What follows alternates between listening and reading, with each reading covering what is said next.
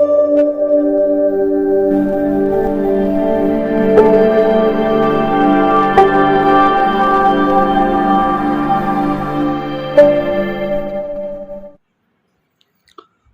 हैं आप सभी। अब हम करते हैं एसएससी से जुड़े आगे के जो क्वेश्चन है। हमारा क्वेश्चन है 5 क्रमिक विषम धनात्मक पूर्णांक का औसत 9 है, उनमें से सबसे छोटा कौन सा है। यह आया हुआ है 2014 में। ठीक है, तो 5 क्रमिक विषम धनात्मक पूर्णांक दिए गए हमें, तो कौन कौन से हैं मान लेंगे। माना 5 क्रमिक विषम धनात्मक पूर्णांक कौन कौन से हैं। x + 2, x + 4, x + 6, x + 8। ठीक है, इनका औसत दिया गया है हमें 9, तो इनका औसत निकाल लेंगे। x + 2 + x + 4 + x + 6 + x + 8, 5 संख्याओं का औसत निकालेंगे, बट्टे में 5 आ जाएगा। दिया गया है हमें औसत 9। ठीक है, अब इन्हें हल कर लो। 1 2 3 4 5, 5x + 2 6, 6 और 6 12, 12 और 8 20। ठीक है, बराबर ये जो बट्टे में 9 है वो इधर आएगा। 9 × 5 यानी हो जाएगा 45। ठीक है, 9 × 5 = 45। अब यहाँ से 20 को इधर भेज देंगे। 5x = 45 - 20 बराबर 25। x बराबर 25/5, 5 × 5 = 25। तो सबसे छोटा कौन सा होगा, 5 होगा। तो हमारा करेक्ट आंसर क्या हो जाएगा, ए। अब इस क्वेश्चन को करने का हमारे पास एक तरीका और है, देखते हैं वो कौन सा है। अगर कोई भी मतलब विषम धनात्मक पूर्णांक होंगे, अगर उनका औसत 9 है तो बीच की संख्या तो होगी 9, बीच की संख्या 9 होगी। अब इससे छोटी निकालनी है तो इधर चलेंगे, बड़ी निकालनी हो तो इधर चलेंगे। अब सबसे छोटी 5 होंगे तो 1 2 1 2, 2 इधर होंगे 2 इधर होंगे, तो छोटे वाली ये होगी, इससे बड़ी ये, बड़ी ये, बड़ी ये, सबसे बड़ी ये हो जाएगी। सबसे छोटी होगी तो इससे इधर जाएंगे तो 2 घटाते चलेंगे, -2, यहाँ आएगा 7 -2, यहाँ आएगा 5, तो वो हमारा आंसर क्या हो जाएगा, 5। ठीक है, अब देखते हैं अगला क्वेश्चन। प्रथम 5 अभाज्य संख्याओं का औसत कितना होगा। प्रथम 5 अभाज्य संख्याओं का औसत कितना होगा। तो प्रथम 5 अभाज्य संख्या कौन कौन सी होगी, ये आया हुआ है 2013 के अंदर आया हुआ है। प्रथम 5 अभाज्य संख्या कौन कौन सी होगी, पहली तो हो जाएगी 2, फिर 3, फिर 5, फिर 7, फिर 11। ये प्रथम 5 अभाज्य संख्या हैं, इनका औसत निकाल लीजिए। 2 + 3 + 5 + 7 + 11/5, तो 10 और 17 और 28, 28/5 यानी 5 पे गया 5.30। ठीक है, 5.6 इसका आंसर आ गया हमारा बी, करेक्ट आंसर होगा। ठीक है, अब देखते हैं अगला क्वेश्चन। अब योग, अंतर एवं गुणनफल पर आधारित क्वेश्चन आएंगे। 3 क्रमागत विषम संख्याओं का गुणनफल, 3 क्रमागत विषम संख्याओं का गुणनफल 1287 है, तो तीनों संख्याओं में से सबसे बड़ी संख्या कौन सी होगी। अब इसमें क्या करेंगे हम, गुणनफल दिया है विषम संख्या है तो इसका गुणनखंड निकाल लेंगे। 1287 का गुणनखंड देखो, 9 9 एकम 9, बचेगा कितना यहाँ 9 एका 9 अठू बच्चा का कितना, इन यहाँ से बचेंगे 3 38, 9 चौके 36, फिर यहाँ से बचे 2, 9 3 होती है 27। अब देखो इसमें जाएगा 11 एकम 11, 11 तीय 33, 11 से 11 एकम 11, 11 तीय 33, फिर 13 से ये इसके हुए गुणनखंड। ये देखो क्या है, 3 क्रमागत आ गई, क्रमागत विषम संख्याएं आ गई, तो इनमें सबसे बड़ी क्या है 13 है, तो इसका करेक्ट आंसर सी हो जाएगा। अगला क्वेश्चन, दो धनात्मक गुणनफल 36, दो संख्याओं का गुणनफल 36 है और उनका योग कितना है 13 है, तो उस अनुसार उन दोनों संख्याओं के बीच धनात्मक अंतर कितना होगा। अब ये आया हुआ है 2012 में, तो दो संख्याएं मान लो x और y है, ठीक है। उनका जो गुणनफल है, गुणनफल कितना दिया गया है हमें 36, और उनका गुणनफल 36 और उनका योग कितना है 13 है, ठीक है। ये तो बात हमें दी गई है।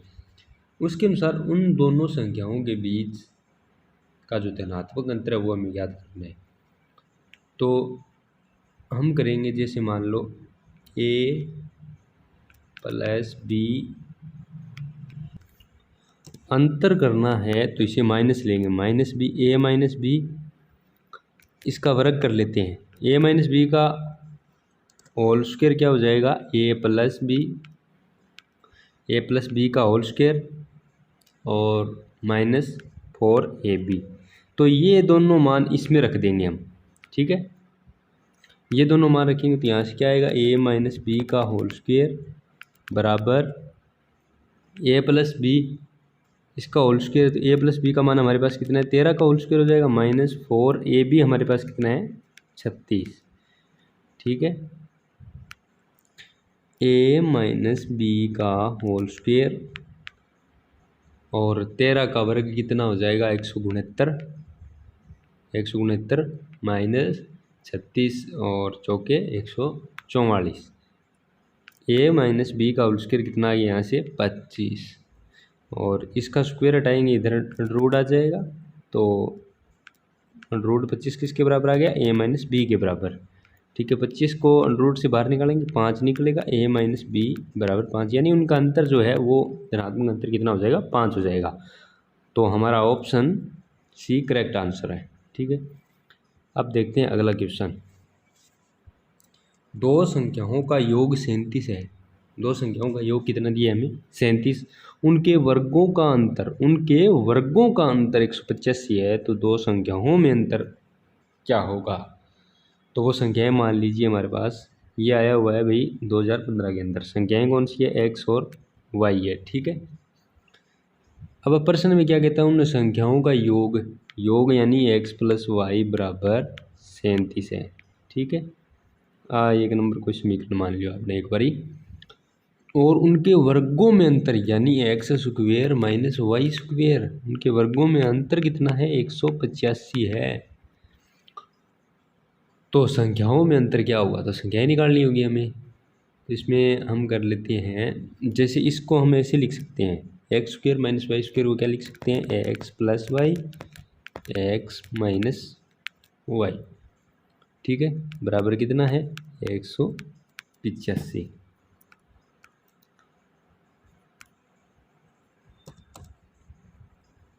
अब देखो यहाँ से x प्लस वाई है, x प्लस वाई का मान हमारे पास क्या है, x प्लस वाई का मान समीकरण 1 में हमारे पास क्या है 37 है, तो यहाँ 37 रख देंगे, x माइनस वाई बराबर 185 है, ठीक है। अब ये जो 37 इधर गुणा में यहाँ आएगा, इसके भाग में आ जाएगा, x माइनस वाई बराबर 185/37, ठीक है। 37 का भाग जाएगा 5 पर 185 में, ठीक है। तो ये आ गया x माइनस वाई, यानी उन दोनों संख्याओं में अंतर कितना आ गया 5, तो इसका हमारा ऑप्शन है वो ए करेक्ट आंसर होगा, ठीक है। अब देखते हैं अगला क्वेश्चन, दो पूर्णांकों जिनका गुणनफल 24 है के योगफल का न्यूनतम मान निम्नलिखित में से क्या होगा, यानी उनके योगफल का न्यूनतम मान हमें निकालना है। ये आया हुआ है 2016 के अंदर। अब हमें के दो पूर्णांक जिनका गुणनफल 24 हो। हमें वो दो पूर्णांक देखने होंगे जिनका गुणनफल 24 आ रहा हो। जैसे 1 × 24, एक जोड़ा तो ये हो गया 24 होगा। दूसरा क्या हो जाएगा 12 दूने 24, एक ये हो गया। तीसरा क्या हो जाएगा 8 तिये 24। चौथा क्या हो जाएगा 6 चौके 24। ठीक है, ये हो गए इनका। देखो 6 चौके 24, 8 तिये 24, 12 दूने 24, 24 एकम 24। इनका गुणनफल क्या आ रहा है 24 आ रहा है। अब हमें क्या पूछा है योगफल का। जो ये पूर्णांक है एक जोड़ा ये बन गया, एक जोड़ा ये बन गया, एक जोड़ा ये बन गया, एक जोड़ा ये बन गया। ठीक है, ये जो पूर्णांक है इनमें से योगफल का न्यूनतम मान कितना होगा। इसको जोड़ेंगे 25 हो जाएगा, इसको जोड़ेंगे 14 होगा, इसका 25, इसका 14 और 8 और 3 11, 6 और 4 10। न्यूनतम मान कौन सा है ये न्यूनतम मान है 4 और 6 का यानी 10। तो इसका करेक्ट आंसर क्या हो जाएगा हमारा 10। ठीक है, अब देखते हैं अगला क्वेश्चन। यदि संख्या पी क्यू से 5 अधिक है और पी तथा क्यू के वर्गों का योग कितना है 55 है। पी तथा क्यू के वर्गों का योग कितना है 55 है। तो वर्गों का योग 55 है तो पी और क्यू का गुणनफल क्या होगा।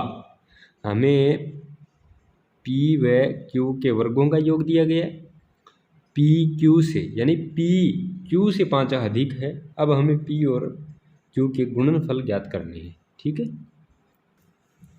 ये आया हुआ है 2013 में। अब देखो पी क्यू से 5 अधिक है, अधिक वाला अधिक है तो पी बड़ा हो गया, क्यू छोटा हो जाएगा। कितना अंतर आ रहा है 5। आगे क्वेश्चन क्या कहता है पी तथा क्यू के वर्गों का योग। पी तथा क्यू के वर्गों का योग कितना है 55 है। ठीक है, हमें इनका गुणनफल ज्ञात करना है, यानी माइनस भी हो संख्याओं का, वर्गों का जोड़ भी आ जाए, योग भी आ जाए वर्गों का, और गुणनफल भी आ जाए संख्याओं का। ऐसी कौन सी संख्या लगाएं इसमें। तो देखो हम क्या करते हैं,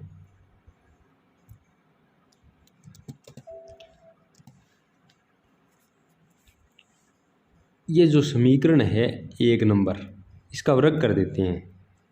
क्वेश्चन 1 का वर्ग करने पर तो p माइनस क्यू का होल स्क्वायर बराबर 5 का स्क्वायर 25।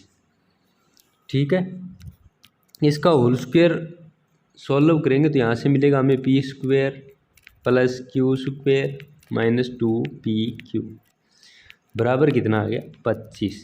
अब समीकरण 2 में हमारे पास p और q के इनके वर्गों का योग है ना, वो कितना था 25। देखो समीकरण 55, समीकरण 2 से ये मान वहाँ रख देंगे। तो यहाँ क्या आ जाएगा 55 माइनस 2pq बराबर 25। 2pq माइनस का है बराबर 25 माइनस 55। 2pq माइनस का 2pq बराबर माइनस का यहाँ से क्या बचेगा 30, माइनस से माइनस कैंसिल, 15 दूने 30। pq बराबर कितना आ गया 15। ठीक है, तो हमारा ऑप्शन सी करेक्ट आंसर हो जाएगा। अगला क्वेश्चन क्या कहता है, यदि दो संख्याओं के योग का उन संख्याओं से अलग अलग गुणा किया जाए। यदि दो संख्याओं के योग का उन संख्याओं से अलग अलग गुणा किया जाए तो गुणनफल क्रम से 247 तथा 114 आता है। तो उन संख्याओं का योगफल कितना है। 2011 में आया हुआ क्वेश्चन है ये। मान लेंगे संख्याएं कौन सी है x और y है। पहली कंडीशन क्या कहती है दो संख्याओं का योग x प्लस वाई को उन संख्याओं से अलग अलग गुणा किया जाए। अलग अलग यानी पहले x से कर देते हैं, ठीक है, x प्लस वाई। तो क्रम से इसका हो जाएगा 247। दूसरी शर्त के अनुसार 114 आता है तो इसमें y से गुणा किया जाएगा। y से गुणा करने पर कितना आता है 114। ठीक है, अब इसमें देखो हम इसे ऐसे भी तो लिख सकते हैं,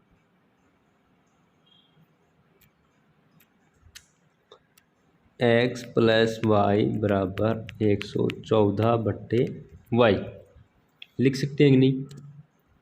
अब ये जो मान है, ये मान एक्स वाई का आ गया, एक्स वाई का मान ये आ गया, ये एक्स वाई का मान यहाँ से उठाकर यहाँ पुट कर देते हैं, कोई दिक्कत? देखो उसमें पुट करने पर क्या आएगा, x इंटू 114/y बराबर कितना था, 247। ठीक है, अब देखो यहाँ से क्या हो जाएगा, x बट्टे वाई बराबर 247। ये 114 गुणा में है तो इधर जाएगा भाग में। अब ये संख्या देखो किससे कट रही होगी, कट रही है तो काट दो वरना पड़ी रहने दो।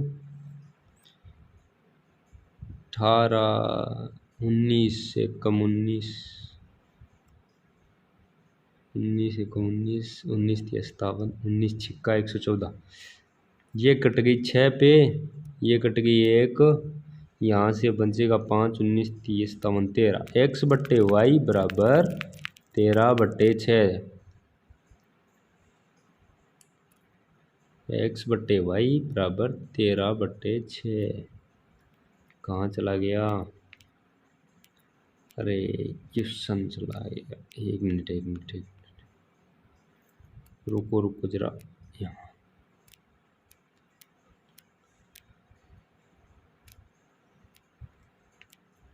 x बट्टे वाई बराबर 13/6 तुलना करने पर x बराबर कितना आ जाता है 13 और y बराबर कितना आ जाता है 6।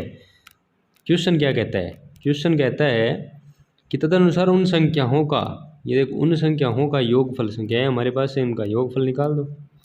संख्याओं का योगफल 13 + 6 बराबर 19। तो संख्याओं का योगफल कितना आ गया 19। ऑप्शन हमारा एक करेक्ट आंसर हो जाएगा। अगला क्वेश्चन क्या कहता है, 4 अभाज्य संख्याएं आरोही क्रम में हैं। 4 अभाज्य संख्याएं आरोही क्रम में, उनमें प्रथम तीन का गुणनफल 455 है और अंतिम 3 का 1729 है। तदनुसार उनमें से बड़ी संख्या क्या होगी। ये 2011 में संख्याएं मान लेंगे, मानना वो संख्याएं क्या है, A B C D है। ठीक है, क्वेश्चन क्या कहता है, अब ये तो संख्याएं होगी A B C D। अब इनका आरोही क्रम, जैसे मान लेंगे हम उनका आरोही क्रम भी यही है। ठीक है, A B C D संख्याओं का आरोही क्रम, ठीक है, A B C D। अब प्रथम 3 का गुणनफल A B C क्या दिया है 455, हमें 455 दिया हुआ है प्रथम 3 संख्याओं का गुणनफल। ठीक है, अब क्या कहता है कि प्रश्न और अंतिम 3 संख्याओं का गुणनफल, तदनुसार उनमें सबसे बड़ी संख्या क्या होगी। अंतिम 3 संख्याओं का गुणनफल क्या दिया गया है हमें, अंतिम कौन सी हो जाएगी B C D, इनका कितना दिया गया है 1729। ठीक है, इसे मान लेंगे हम समीकरण 2, इसे मान लिया हमने। अब इनमें जो कॉमन संख्या है, इसमें ये वाली और ये वाली कॉमन संख्याएं हैं दोनों। ठीक है, कॉमन है BC। इन्हें आगे सोल्व कर लेते हैं हम, इन्हें आगे सोल्व करेंगे। इससे क्या मान मिलेगा हमें, इससे मान हमें मिलेगा BC बराबर 455/A और ये वाला हमें मान क्या देगा, BC बराबर यहाँ से मिलेगा 1729/D। ये हम 3 और 4 समीकरण मान लेते हैं। ठीक है, समीकरण 3 और 4, इन्हें आप समीकरण नाम देना चाहो तो दे सकते हो, अगर ना चाहो तो कोई दिक्कत नहीं है, पर इससे क्या है समझ में अच्छे से आ जाएगा। अब क्या करते हैं, इन दोनों में से देखो BC का मानिए, BC का मानिए, इन दोनों को बराबर रख देंगे। यहाँ से क्या आ जाएगा, 455 बट्टे ए बराबर 1729/D। यहाँ तक कोई दिक्कत? इन्हें जो BC के मान हैं वही तो रखे हैं। अब इन्हें हल करेंगे हम, तो इस D को इधर लेकर जाएंगे, इस 455 को इधर लेकर आएंगे। D/A बराबर 1729/455। अब इसमें से देखो, आगे देखो, ये क्या हो जाएगा, ये 91 से कट जाएगा, 91 से ये तो कटेगा 19 पर, ये कटेगा 5 पर। ठीक है, D/A बराबर 19/5। तुलना करने पर D का मान 19 और A का मान 5 आ गया। यानी क्रम की एक सबसे बड़ी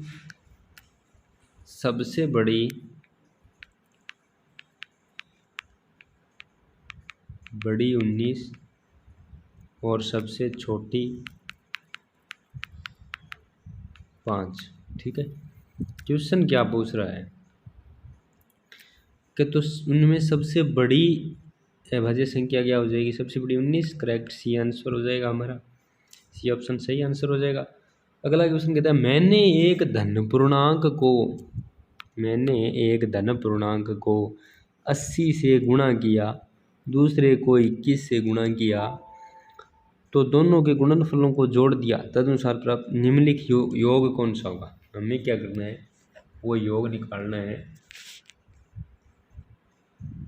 जो उन धन पूर्णांकों का होगा। ठीक है, गुणा करके 18 को गुणा करके और एक को 21 से गुणा करके जोड़ा है, तो वो मान लेंगे हम दोनों में ये आया हुआ है 11 में 2000। ठीक है, x और y दो धन पूर्णांक है। ठीक है, ये क्या कहता है, मैंने एक धन पूर्णांक को 18 से गुणा किया, यानी मान लीजिए x को हम 18 से कर देते हैं, 18x हो गया, दूसरे को 21 से गुणा किया, 21y हो गया। ठीक है, दोनों को जोड़ दिया।